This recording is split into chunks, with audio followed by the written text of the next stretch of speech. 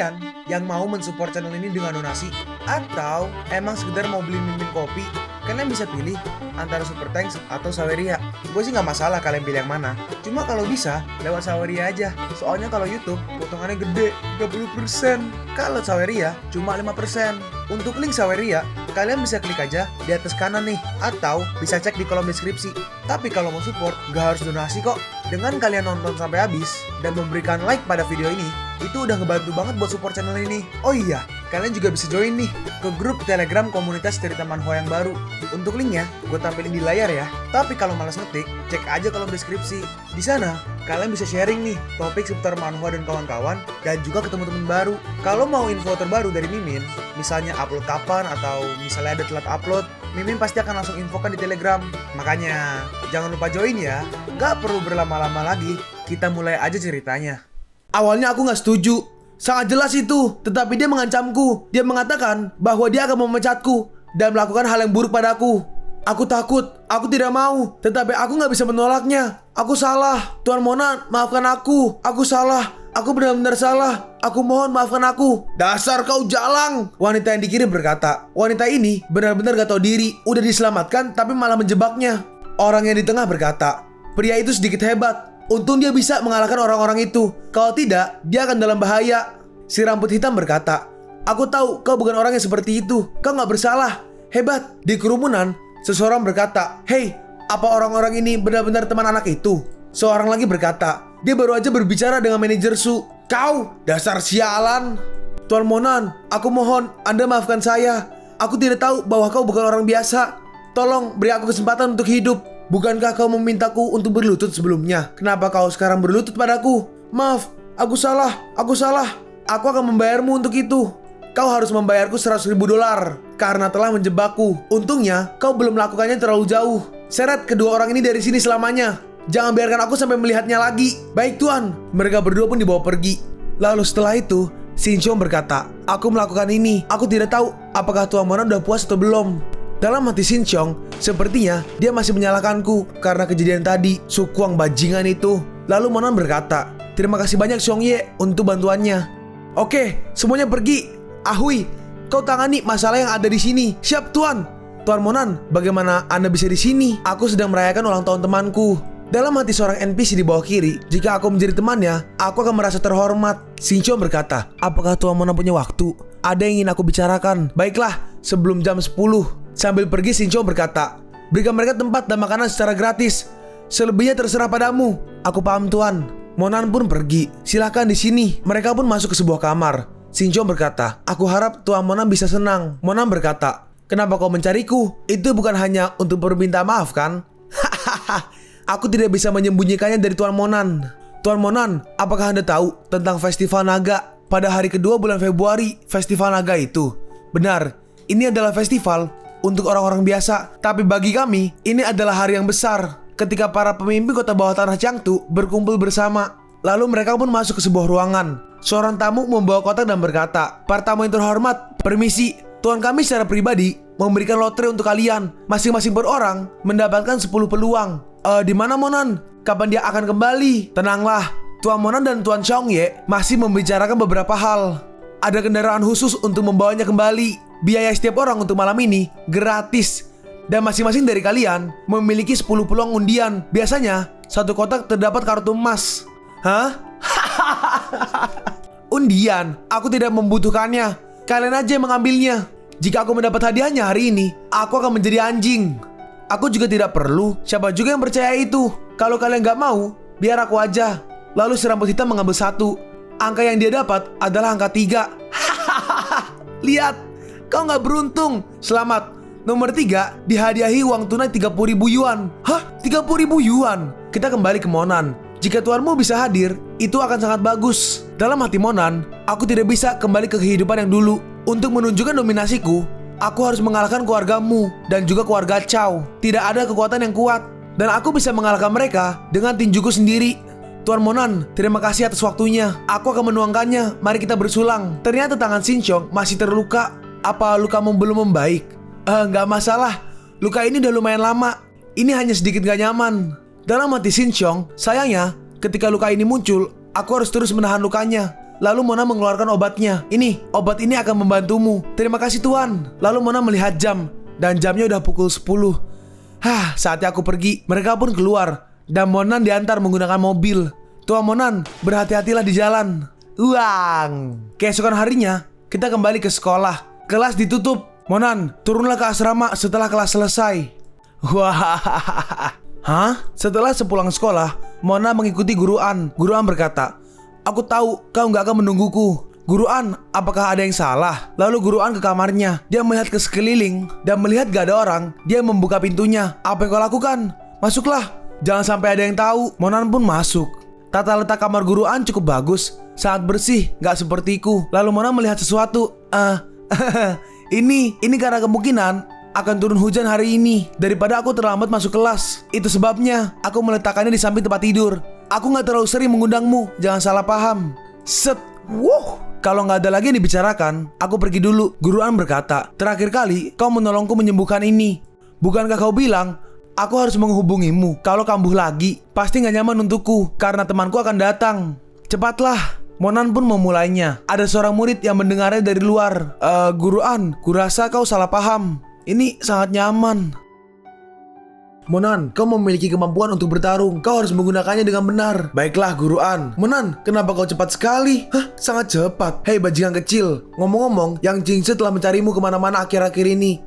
Dia belum datang ke sekolah hari ini. Aku dengar dia masih sakit." "Benarkah?" "Iya, ketika dia bangun, dia menangis dan langsung pergi ke kuil untuk menemukanmu. Aku bertanya kepada keluarganya dan mendengar bahwa dia telah diracuni sebelumnya dan sekarang sedang kambuh." Dalam hati Monan, racun itu sangat kuat. Jika tidak sepenuhnya dihilangkan, itu akan benar-benar membahayakan hidupnya. Lalu tiba-tiba, "Yuxin, kau udah kembali. Ayo makan bersama." "Guru Fan, bukankah aku sudah memberitahumu? Anda nggak harus datang menemui saya setelah makan malam." Dalam hati Monan, Fan Chang, guru olahraga. Gak heran, suara laki-laki di luar gak begitu asing. "Yuxin, kau harus makan denganku. Aku menunggumu. Buka pintunya dan bicara padaku." "Kenapa aku harus membuka pintu? Ini adalah gedung asrama untuk guru perempuan. Bagaimana bisa kau yang seorang laki-laki datang ke sini? Apakah ada seseorang di kamarmu?" Lalu Guru An membuka kamarnya. Dia pergi bersama Monan. Apa yang kau lakukan?" Fan Chang mencoba menyerang Monan, tapi Monan berhasil menahannya. "Beraninya kau? Lepaskan! Pergi dari sini, bocah sialan. Nyalimu besar juga. Apa kau ingin merasakannya?" Lalu Monan menghembaskannya ke tanah. "Jangan ganggu Guru An lagi. Jika tidak, kau akan menyesal." "Kau? Baiklah, kita lihat aja nanti." Guru An berkata, "Aku terkejut, Monan. Dia masih ingin membuat perhitungan denganmu. Kau harus berhati-hati. Jika ada sesuatu, kau harus memberitahuku." "Tenanglah, dia nggak akan bisa macam-macam denganku." Monan pun pergi. Arloji ini diberikan oleh Yan Lao. Dan sekarang Yang Jingse sakit. Kalau racunnya belum sepenuhnya hilang, aku juga belum menelpon Yan Lao semenjak aku kembali dari hutan. "Paman Liang, apakah aku bisa meminjam telepon? Ponsel ini milik sekolah, jadi jangan menggunakannya sembarangan. Aku akan meminjamkannya padamu. Terima kasih banyak." Lalu Mona menelpon Yan Lao. "Tuan Monan, aku senang kau akhirnya mengabariku. Terima kasih telah menghilangkan racun di cucuku saat di hutan. Kami selalu berpikir bahwa kau marah dan kami gak berani mengganggumu." Monan berkata, "Aku baik-baik aja. Aku dengar Yang Jingse sakit." "Tuan Monan, aku berencana untuk bertanya tentang hal ini. Apakah Anda bisa datang dan menyembuhkan Jingse? Dia dalam situasi yang gawat sekarang." "Baiklah, kau kirim aja mobil untuk menjemputku. Tunggu aja di rumah." Paman Liang bertanya, "Apakah kau baik-baik aja?" Mona menjawab, "Gak ada apa-apa. Terima kasih telah meminjamkan telepon kepadaku. Aku akan membalas kebaikanmu." "Itu gak perlu. Ngomong-ngomong, apa kau sudah makan? Cucu perempuanku akan datang untuk makan malam. Kau makan malamlah bersama kami." Tidak perlu. Aku masih punya sesuatu hal yang harus dilakukan. Ngomong-ngomong, aku hampir lupa memperkenalkan diriku. Namaku Monan. Terima kasih atas teleponnya." "Baiklah, hati-hati di jalan." Lalu ada murid perempuan datang. "Kakek, apakah kau lapar?" "Nah, Ciku, ini dia. Masuklah, di luar dingin." Aku gak akan masuk. Terakhir kali kau dimarahi oleh kepala sekolah yang bau itu. Aku berdiri di sini aja hari ini. Dia udah lama pergi. Ayolah, masuk sekarang." Dia pun masuk. "Apa kau telah mendengarkan lagu ini? Yang baru-baru ini muncul. Dr. Chen muncul dengan lagu baru lagi. Ini bukan lagu barunya. Lagu itu ditiup oleh seorang senior di sekolah kami dengan memakai sehelai daun. Aku memegang mikrofon di sampingnya saat itu. Sayang sekali aku nggak merekamnya." "Kakek, apakah kau masih makan? Aku mengantri lebih awal hari ini. Ayo makan. Apalagi yang sedang kau tulis." "Tadi ada seorang siswa kesini. Aku hanya ingin menulis panggilannya tadi." "Kakek, apa kau meminjamkan telepon lagi kepada seseorang? Terakhir kali ada orang yang meminjamnya selama 2 jam. Apakah kakek gak ingat bahwa banyak tagihan telepon telah dibebankan? Kakek terlalu baik. Kakek bisa meminjam apapun yang dipinjam orang lain." Kakeknya berkata, "Kehilangan uang adalah berkah. Aku tidak berpikir Monan adalah orang yang seperti itu. Dia hanya meminjamnya sebentar. Berkah, kata kakek. Apa yang salah dengan Monan? Bukankah Monan akan mengambil keuntungan dari kakek? Tunggu, Monan. Kakek, siapa yang baru aja kakek katakan? Siapa tadi yang meminjam telepon? Dia mengatakan bahwa namanya adalah Monan. Oh, lalu Monan pun sampai di kediaman Tuan Yan. Mo Chenren, kamu di sini. Bagaimana dengan Yang Qingse? Bawa aku untuk melihatnya. Baiklah, silakan. Di sini. Monan pun masuk ke dalam. Dalam hati Monan, Yang Qingse ini sangat suka musik. Ternyata Qingse sedang berbaring di kamarnya tertidur. Apakah dia udah lama pingsan? Iya Tuan Mo, apakah Qingse diracuni? Racun ini dapat dihilangkan. Tetapi aku akan menyentuh tubuhnya. Kalau kau percaya padaku, aku akan menyembuhkannya. Baiklah Tuan Monan, aku benar-benar percaya padamu. Oke, kalian semua keluar. Tapi kau harus berjanji padaku, selama aku menyembuhkannya, gak ada yang diizinkan masuk ke ruangan ini. Pasti, itu pasti. Lalu mereka pun keluar. Monan mulai mengecek keadaan dari Qingse. Ternyata Qingse mengigau. Monan, maaf, aku salah paham denganmu. Apakah kau kembali? Mungkin akan pergi. Aku telah melihat ibuku. Aku udah gak kuat lagi. Aku benar-benar ingin terus berbaring terlentang. Aku suka perasaan itu. Lalu Monan memulai pengobatannya. Akhirnya selesai. Monan pun keluar dari kamarnya. Tuan Yan Lao berkata, Tuan Monan, apa yang terjadi pada cucuku? Tenanglah, racunnya telah dikeluarkan sepenuhnya. Aku juga membantunya menyehatkan tubuhnya. Dia akan lebih sehat saat bangun nanti. Terima kasih Tuan Mo, kau terlihat lelah. Jadi kenapa kau nggak mandi dan istirahat sebentar di sini? Malam ini beristirahatlah dulu di sini. Lalu lihat keadaan Qingse. Baiklah, keesokan harinya Qingse mandi. Apa yang terjadi padaku? Lalu dia keluar. Selamat pagi kakek, aku ingin makan 2 potong daging sapi hari ini. Syukurlah kau terlihat sehat. Duduk dan makanlah. Bibi Sya telah khusus menyiapkan makanan favoritmu. Ayah, kenapa kau bisa sarapan di rumah pagi ini? Biasanya kau sibuk. Saat korannya diturunkan, ternyata itu Monan. Monan? Apa yang kau lakukan? Bagaimana bisa kau di sini? Ternyata kau udah pulih kembali. Ayo makan sesuatu. Apa yang masih kau lakukan? Duduklah dan sarapan. Kakek, kenapa kau nggak memberitahuku bahwa Monan juga ada di sini? Kakeklah yang telah memanggilnya dan Tuan Monan lah yang telah menyembuhkanmu. Jika bukan karena dia menyelamatkanmu, kau tidak akan pernah melihat aku lagi. Ini bukan apa-apa. Ayo kita makan. Kita harus pergi ke sekolah. Baiklah, kita berangkat ke sekolah bersama. Mereka berdua pun berangkat ke sekolah. Di mobil, dalam hati Qingse, apa yang harus aku katakan? Terima kasih. Bagaimana kabarmu? Aku khawatir tentang keadaanmu. Begitu. Apakah itu pantas saat ini? Kenapa begitu susah untuk mengatakannya? Monan berkata, apakah kau benar-benar menyukai laguku sebelumnya? Iya, aku sangat suka itu. Baiklah, aku akan mengajarimu. Terima kasih. Tetapi sebelum itu, aku perlu menyiapkan sesuatu. Dalam hati Monan, kebetulan sekalian aku menggunakannya untuk mencari buku sihir 6 reinkarnasi. Qingse berkata, jadi tunggu apa lagi? Ayo cepat ajari aku. Dalam hati si asisten, Nona langsung menyetujuinya. Monan berkata, kau nggak harus menjawabnya dengan cepat. Aku akan memberimu waktu 2 hari untuk mempertimbangkannya. Setelah kau belajar musik dariku, mungkin kehidupanmu yang mendatang akan sedikit berbeda. Kau akan memiliki banyak tekanan kompetitif dan kau bahkan akan menghadapi banyak hal yang bahkan keluarganya nggak bisa menanganinya. Mereka pun sampai di sekolah. Seorang murid berkata, bunga sekolah Yang Qingse ada di sini. Seorang murid lagi berkata, untungnya hari ini aku bertemu dengan Yang Qingse pagi-pagi. Satu orang lagi berkata, Qingse, seperti namanya. Aku ingin menyentuhnya dengan rambut panjangnya. Saat ada yang turun dari mobil, ternyata yang keluar pertama Monan. Seorang murid berkata, siapa dia? Kenapa dia berangkat ke sini dengan bunga sekolah kita? Seorang lagi berkata, dia lumayan terlihat tampan, tapi aku tidak tahu apa hubungannya dia dengan Qingse. Seorang murid lagi menambahkan, apakah dia dari sekolah kita? Aku ingin memintanya pergi dari sini. Lalu Qingse pun turun juga dari mobil. Murid yang di kiri berkata, aku baru melihat Yang Qingse beberapa hari ini, tetapi dia tetap cantik sekali. Murid yang di kanan berkata, iya, dia lebih cantik dari biasanya. Murid yang di tengah berkata, aku ingin mengambil foto dengannya. Minggirlah dari jalanku. Dalam hati Monan, setelah transformasi fisik, arah Yang Qingse semakin kuat dan aku merasakan sedikit kultivasi. Lalu Monan pun pergi. Qingse agak ragu-ragu. Monan pun masuk. Monan berkata, Paman Liang, selamat pagi. Kenapa kau bertugas hari ini? Paman Liang menjawab, pemimpin lama yang mengatur ini. Pada dasarnya, ini hanya sementara waktu. Toh ini juga nggak apa-apa. Ngomong-ngomong, kalau kau akan naik dari tangga kiri, ada seorang siswa yang akan mengecek stempel. Terima kasih Paman Liang. Monan pun masuk ke gedung. Saat di dalam, orang-orang seperti menghindarinya. Bahkan teman sekelasnya juga. Dalam hati Monan, apa yang salah dengan teman-teman sekelasku? Si rambut hitam berkata, semua orang mendengar bahwa kau berjalan dengan geng dunia bawah tanah. Dalam hati Monan, ada rumor seperti itu. Gak heran, gak ada orang yang berani mendekatiku. Monan, keluarlah. Yutong, apa maksudnya semua ini? Bagaimana rasanya semua orang menjauhimu? Jangan mendekati geng itu lagi. Apa kau tahu bahwa kau telah hancur? Ternyata itu kau yang telah menyebarkan rumor ke seluruh sekolah. Yutong membantah. Bukan aku, itu Cice dan Chao Shan. Tetapi apa salah mereka? Kau mengikuti para penjahat itu. Apa kau pernah memikirkan masa depanmu? Apa kau pikir kau hebat dalam bertarung? Kau mungkin bisa melawan 10 orang, tapi bagaimana dengan 20 atau 30 orang? Apa kau memikirkan keluargamu? Monan hanya diam. Yutong melanjutkan. Semua teman satu kelasmu udah takut padamu, dan keluargamu akan memandang rendah dirimu di masa depan. Ketika kau baru menyesal, semuanya akan terlambat. Jangan sia-siakan. Meski dirimu gak bisa kuliah, kau hanya akan membuat orang-orang memandang rendah dirimu. Apa kau ingin terus seperti ini, Lin Yutong? Biar aku katakan, kau gak layak berbicara kepada aku. Si rambut hitam berkata, Lin Yutong, berhenti bicara. Banyak orang yang menonton. Kita bisa bicarakan ini secara pribadi dengannya. Kenapa aku harus berbicara secara pribadi? Biarkan aja dia. Gak ada yang akan menjadi temannya. Teman, 1 atau 2 orang udah cukup. Yang penting, bukan orang sepertimu. Apa kau bilang? Lihatlah orang-orang di sekitarmu. Yang mana dari mereka adalah temanmu? Jika ada, panggil dan tunjukkan padaku. Monan.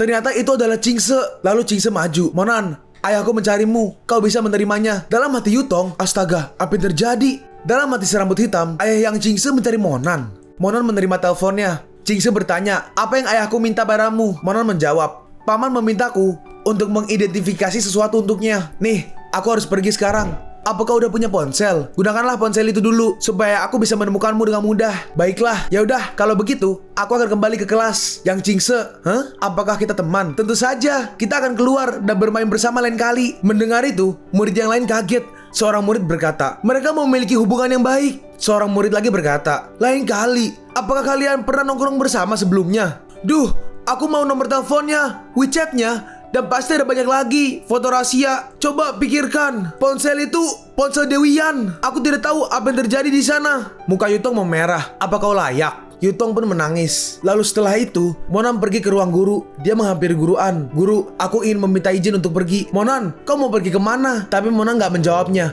Dalam hati Monan, instrumen. Apakah di bumi benar-benar ada alat ajaib itu? Di depan sekolah, ternyata ada mobil yang menunggu. Dan keluar seorang wanita. Dia menghampiri Monan. Halo, aku sekretaris Tuan Yan. Namaku Yang. Ini adalah pasar barang antik paling terkenal di kota ini. Barang bernilai besar dan kecil dijual di sini. Kami menerima alat ajaib 2 hari yang lalu yang ditinggalkan seorang biarawan. Orang yang mengambil gambar adalah keluarga Tian di kota Fengnin. Mereka juga membawa seorang guru besar. Instrumen itu bernilai puluhan juta. Jadi Tuan Yan selalu ingin mengundangmu untuk datang dan melihat instrumen itu dengan matamu. Kali ini bukan hanya keluarga Yan dan keluarga Tian yang datang, tapi para guru besar juga datang. Jadi tolong hati-hati saat bicara dan ikuti perintah Tuan Yan. Tolong dengarkan perkataan Tuan Yan saat berbicara.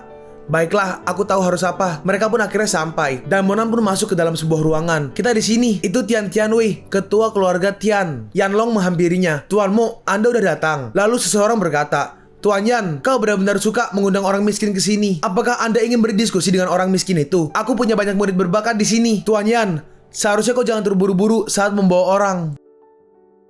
Kalau kau nggak menyukainya, pergilah. Aku selalu bersikap sopan saat memanggilmu. Tapi apa kau pikir kau adalah seorang yang lebih besar? Keluarga Tian kami telah melakukan pekerjaan dengan baik. Anda keluarga Yan harus menaruh usaha lebih keras di dalam barang antik. Lalu mari kita bicarakan. Lalu ada 2 orang datang. Satu orang membawa sebuah kotak. Satu orang berkata, Tuan Tian, lihatlah benda ini. Satu orang lagi berkata, Tuan Yan, perkenalkan Tuan Mo. Orang tua tadi berkata, hah, apa gunanya ini? Ambil harta apapun dengan cepat. Aku akan pergi. Satu orang di sebelah orang tua tadi berkata, wah, bagaimana bisa kau sampai di sini? Keluar. Apakah ini rumahmu? Tidak, tapi ini Nona Ning. Apa yang kau bicarakan? Kalau kau adalah pemilik ruangan ini, aku akan keluar. Yang berkata, Monan, apa kau lupa apa yang telah aku katakan? Oh, ternyata yang Pak Tua ada 2 guys. Yang tadi ada brewok, yang ini nggak ada guys. Si Pak Tua tanpa brewok berkata, ini benar-benar tanda kutip pertarungan naga. Kakek, biarkan aja. Itu nggak masalah. Tuan Mo, ayo silakan duduk. Tuan Mo, maafkan aku jika rumahku nggak cukup besar. Tempat duduk Anda tepat di belakang Presiden Yan. Lebih mudah bagi saya untuk menuangkan teh untuk Anda. Jangan menyulitkan saya. Mana menjawab, Anda nggak harus seperti itu. Dasar nggak tahu malu. Lalu seseorang datang dan berkata, oke, semua orang udah ada di sini. Ayo bergegas berurusan dengan barang yang terakhir. Semua orang sedang sibuk. Lihat, ini adalah pisau emas terbuat dari emas murni asli. Kalian pun sampai di penghujung video ini. Kalian mau tahu lanjutan chapter ini? Atau manhwa menarik lainnya? Makanya, jangan lupa subscribe biar kalian gak ketinggalan kalau gue upload video baru. Jangan lupa like, komen, dan share ke teman-teman kalian supaya channel ini bisa lebih berkembang ke depannya. Segitu dulu dari video cerita manhwa. Gua Sabik undur diri. See you on the next